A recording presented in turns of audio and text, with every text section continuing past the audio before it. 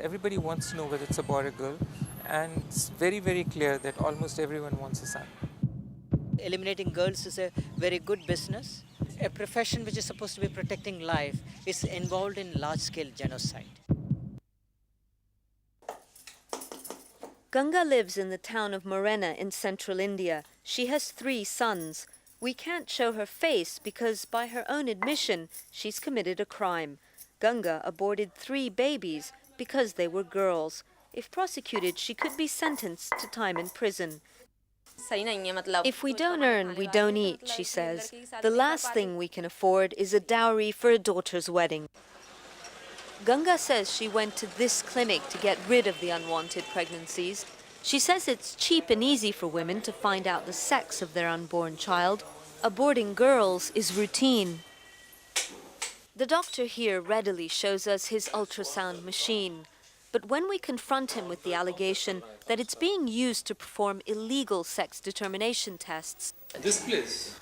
he and his wife, who run the clinic, deny they've ever broken the law. People here are simple-minded, they tell us, and often confuse one clinic with another.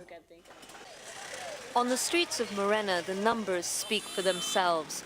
The town has one of the worst sex ratios in the entire subcontinent. For every 10 boys born here, there are just 7 girls. Asha Singh is a local lawyer so horrified by the trend, she's launched a personal campaign to stop female feticide by going after the offenders. The government has given us strong laws, but there's no political will to enforce them. Our system is corrupt. Politicians are more interested in personal gain, not the public good. But in the capital, Delhi, the government says it's trying to tackle the problem head-on, with new policies intended to move the country in the right direction. India already has some of the strictest laws in the world to prevent female feticide, and yet girls are disappearing faster than ever. So the government's new policy offers parents an incentive. Have a girl and we'll pay for her entire education. It's an ambitious plan. One girl in every family will have her fees, books and uniforms paid for, from primary school right through to university. By removing this financial burden, the government hopes to convince parents daughters are worth having. We are very serious about this decline of the ratio. We should make them understand that girl is not a burden, but she is a partner. She is a part and parcel of your family. A financial incentive sounds like a good idea, but critics say free education will have little impact because of a cultural obsession with producing sons. Put simply, they're a status symbol. They carry on the family name and care for parents in their old age. Activists say India's growing middle classes are the worst offenders. For them, feticide is not an ethical issue, it's a consumer choice. The wealthiest states, the wealthiest districts, the wealthiest religious communities have the worst ratios. Discrimination among the privileged classes is the norm any part of the country you're looking at, which is very, very frightening. You don't have to go far to find an ultrasound clinic in India. Most offer on-site abortions as well. India's medical colleges are producing thousands of new doctors every year. Competition is fierce and the medical industry is virtually unregulated. Dr. Puneet Bedi is a gynecologist in a wealthy part of South Delhi. He says he's one of the few doctors who won't break the law, and he claims his practice is suffering as a result. Patients simply go elsewhere. There's no way they give up. Once they know that you will not tell, come what may, they just find another doctor to do it for them.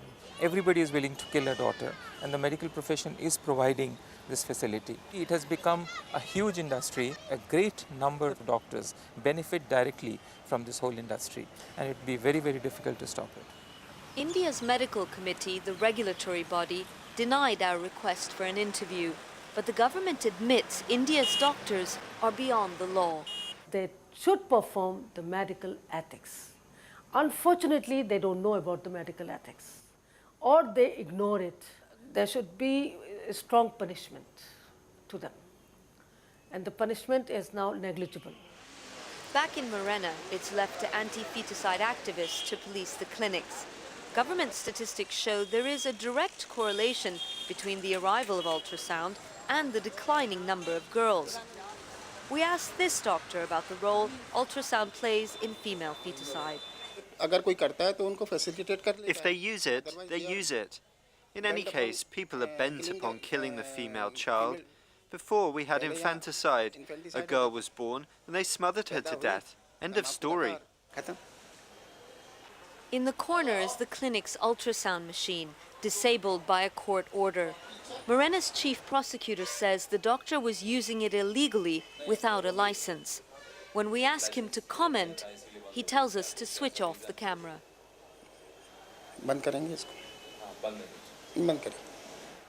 For activists here, it's a minor victory in a war against a powerful lobby. But the wider battle is with society itself. Asha Singh's group travels to villages with a morality play to challenge attitudes towards girls. A pregnant woman is shown having an ultrasound test. When it's discovered she's carrying a girl, she has an abortion. But the unborn child comes back to haunt her parents and accuse them of murder.